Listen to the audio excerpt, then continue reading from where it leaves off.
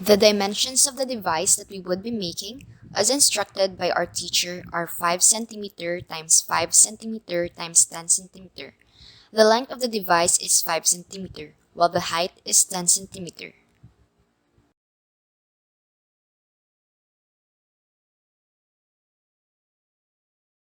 The goal of this activity is to build a protective device that ensures the biological weapon container will not break when dropped. So, as seen in the illustration of our civil engineer, the protective device is built in such a way that the depth is bigger or more profound than the other two dimensions, which are the length and the width. The reason behind this is because the biological weapon container, which is an egg in our case, is strongest at the top and bottom.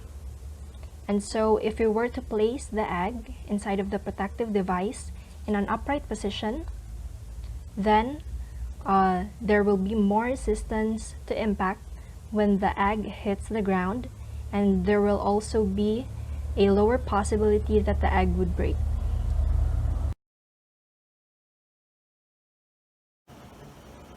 The three types of materials used in our device are newspaper, yarn, and 1-meter masking tape. The first material is the newspaper.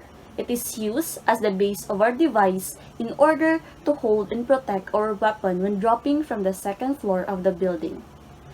The dimensions of our box are 10 cm in height and 5 cm in width.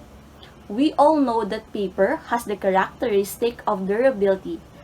It means that the paper has the ability to retain its original qualities under use. Paper has fibers that maintains the strength of a paper to hold onto something. Our second material used is the masking tape.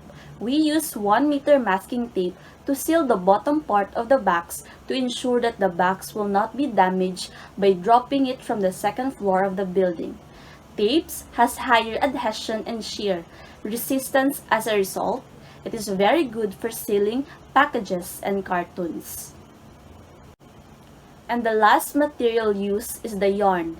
We use the yarn around the device for it to be secured while it lands onto the floor so there will be no damage on the weapon. We also use the yarn as the holder as we start to drop the device from the second floor of the building. Strands of the yarn are composed of fibers held together by at least a small amount of twists or filaments grouped together that strengthens the yarn to hold onto something. The materials we will be using are limited. The reason for this is to practice ingenuity or the ability to devise the protective device cleverly, such that no materials are wasted and that they are used properly. This is because in the real world, in the real life, professional setting, the money or the resources won't always unlimited.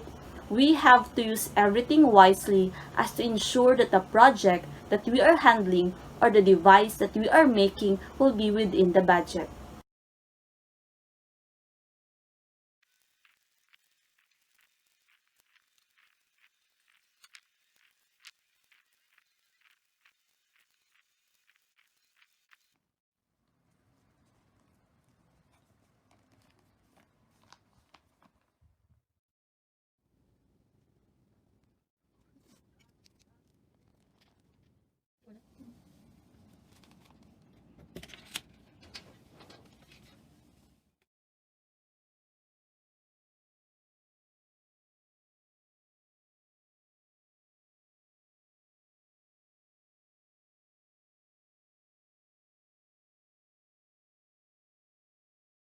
As seen in the testing of the device conducted by our construction or aerospace engineer, the egg inside the device was cracked open, which implies that the protective device was not strong enough to protect the biological weapon from the impact.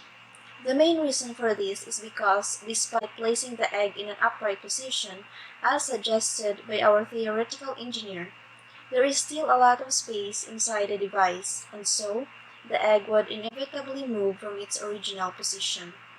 It must have rolled during the drop, which places its weakest part, which is the side, directly to the point of impact when it reaches the ground and hence it breaks. A suggestion is for the coverage of the protective device to be thick and compressed as to prevent the biological weapon from further movements or change in position.